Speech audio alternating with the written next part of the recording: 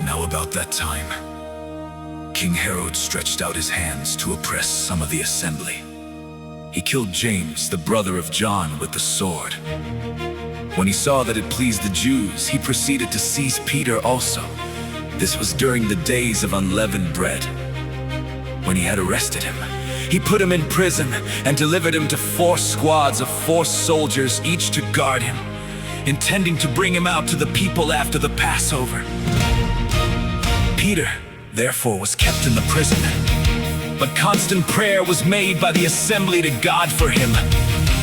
The same night when Herod was about to bring him out, Peter was sleeping between 2 soldiers, bound with 2 chains. Guards in front of the door kept the prison.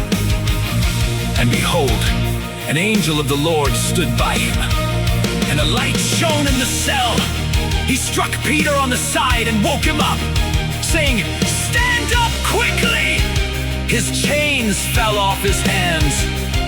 The angel said to him, "Get dressed and put on your sandals." He did so. He said to him, "Put on your cloak and follow me." And he went out and followed him.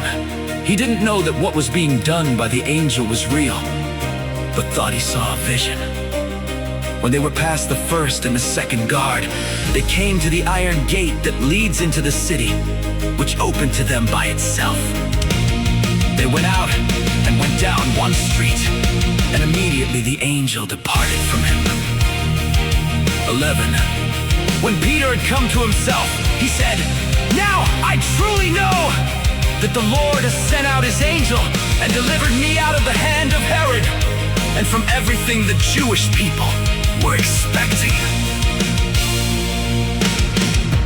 Thinking about that, he came to the house of Mary, the mother of John, who was called Mark, where many were gathered together and were praying. When Peter knocked at the door of the gate, a servant girl named Rhoda came to answer. When she recognized Peter's voice, she didn't open the gate for joy, but ran in and reported that Peter was standing in front of the gate. They said to her, "You are crazy!" But she insisted that it was so. They said, "It is his angel." But Peter continued knocking. When they had opened, they saw him and were amazed. But he, beckoning to them with his hand to be silent, declared to them how the Lord had brought him out of the prison. He said, "Tell these things to James and to the brothers." Then he departed and went to another place. Now as soon as it was day, there was no small stir among the soldiers about what had become of Peter. When Herod had sought for him and didn't find him, he examined the guards, then commanded that they should be put to death.